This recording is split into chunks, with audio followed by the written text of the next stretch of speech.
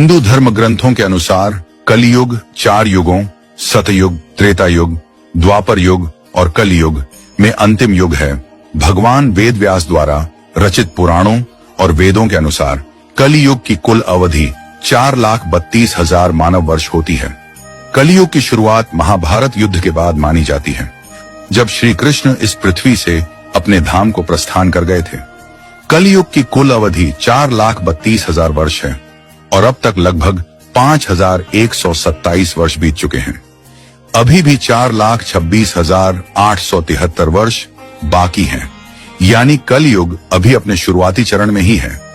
शास्त्रों के अनुसार कलयुग के अंत में भगवान विष्णु का कल की अवतार होगा, जो अधर्म का नाश करेंगे और एक नए सत्ययुग की शुरुआत होगी। शास्त्रों और पुराणों में कलयुग को पाप और अधर्म का युग बताया गया है।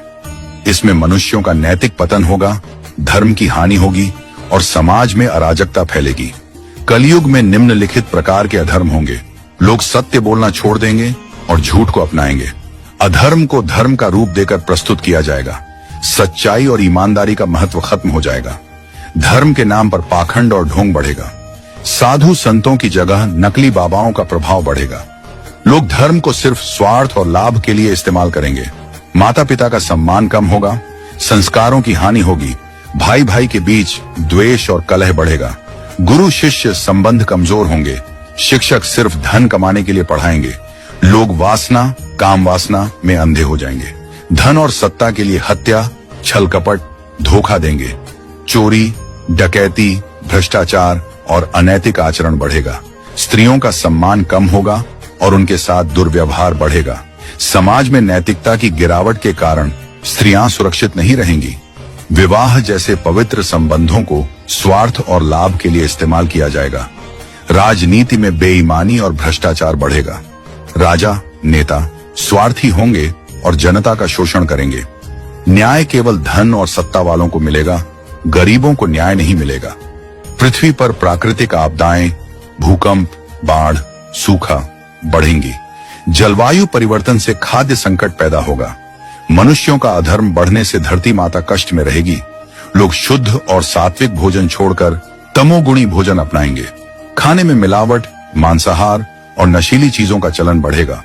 शराब, नशीले पदार्थों और गलत आदतों में लोग फंस जाएंगे। लोग ईश्वर के अस्तित्व पर प्रश्न उठाएंगे और भक्ति से दूर होंगे। धार्मिक लोगों का अपमान और उपहास किया जाएगा।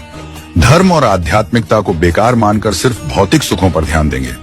लोगों की आयु कम हो जाएगी। पहले जहां 100 साल तक जीते थे, अब 60 से 70 साल में मृत्यु हो जाएगी। लोग शारीरिक और मानसिक रूप से कमजोर हो जाएंगे। आत्मबल, संयम और धैर्य खत्म हो जाएगा। कलयुग में अधर्म का प्रभाव हर क्षेत्र में दिखेगा। समाज, परिवार, राजनीति, धर्म और प्रकृति। लोग लोभ, क्रोध, ईर्ष्या और अहंकार में फंसकर अपने असली धर्म को भूल जाएंगे।